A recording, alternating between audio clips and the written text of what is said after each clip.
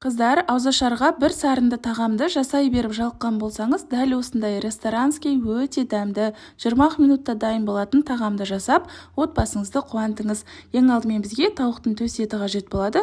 4 бұрышты кубиктеп турап алып, майға жақсылап қуырып аламыз. Бір пияз бен сарымсақты салып, жақсылап қуырамыз. Соусы үшін ұн, тұз, қара бұрыш, қаймақ және су қосып, барлығын араластырып аламыз. Енді соусын құйып, 20 минут жай отта қайнататын болсаңыз, демде пісіп қалады. Ал енді гарнирін дайындау үшін күріш пісіретін боламыз. Мен осындай 5 басмати күрішін пайдаландым. Жақсылап суға жуып алып, қазанда қыздырып, май құйып, майға қуырамыз. Үстінен тұз және су құйып, жай отта демдеп қоямыз. Бұл да 20 минутта пісіп қалады. Қараңыздаршы, осылай жабыспай, рассыпчатый әдем болып піседі. Сонымен қатар подливасына азғантай укроп қосып жібердім. Дәл осындай ыстық тағамда кениялық, цейлондық байджи қара шаймен ішуді кеңес беремін. Қоспасыз, красительсіз таза шайдың бірі. Рецептін аса лайк басып, жақыныңызбен бөлісіп қойыңыз. Бүгінгі ауызашарға бешбармақ жасап ет астым. Қамырды алдын ала жайып отпай, осылай суға жуып алсаңыз, кәдімгі үй қамыры сияқты болып піседі. Ең бірінші үлкендеу қазанымызға сүйегі бар етті, қара кесек ет, азғантай қазы және құйрық май қосып, қайнатып, көбігін алып тастаймыз. Енді сорпасы осылай сап-сары болып қайнағаннан соң 2 сәбіз, 2 пияз, 1 үлкен картоп салып, тағы да ары қарай 2,5 сағат қайнатамыз. Қараңыздаршы, ет пістау деген кезде қамыр жайып қиналмай, кеми өнімнің осындай жаймасын алып, салқын суға жақсылап жуып алсаңыз, крахмалының бәрі кетіп, кәдімгі үй қамыры сияқты болып тұрады. Бұл қамырдан нарын жасасаңыз да өте керемет болып шығады. Міндетті түрде пайдаланып көріңіздер. Сорпадан қамырды сүзіп алып, қамыр жабыспау үшін міндетті түрде майлы тұздығын құямыз. Осымен біздің бешбармағымыз дайын. Осы әдіспен жасап көріңіз. Рецепт ұнаса лайк басып, парақшама тіркелуді ұмытпаңыз.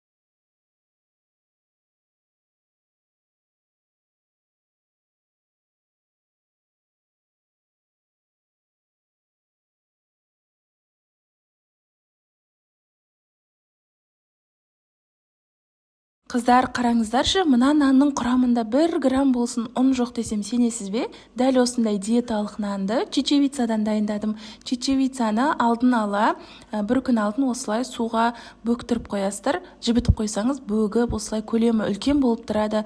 1 шай қасық тұз, 1 ас қасық май, 1 шай қасық разрыхлитель және 1 ас қасық асқабақ дәнін қостым. Оны қоспауға да болады және бұл нанға псилиум қосамыз. 2 ас қасық псилиум қосып, блендермен жақсылап араластырамыз.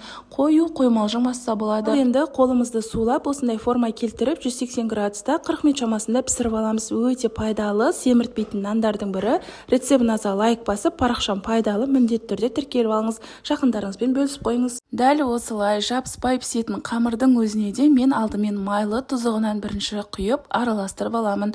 Дәл қазір сіздерге тапанжи тағамның рецептімен бөлісемін. Ең бірінші табаға сұйық май құйып, азғантай қант қосып жіберіп, бұл қантты қыздырамыз, одан кейін ғана тауықтың етін саламыз. Қантты қосу себебі қып-қызыл болып қуырылуы үшін. Ол тағамға тәтті дәм бермейді. Одан кейін пиязды қып-қызыл қып қуырамыз, көкөністерді саламыз. Тамаққа жақсы дәм беретін имбирді қосып жібердім.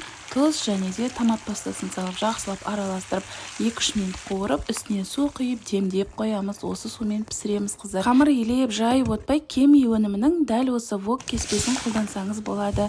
Сап-сары әрі жабыспай әдем болып піседі, қыздар. Тұзды суға салып, азғантай сармай қосып қайнатып аламыз. Қараңыздаршы, қалай әдемі болып тұр. Міндетті түрде осылай жасап көріңіздер.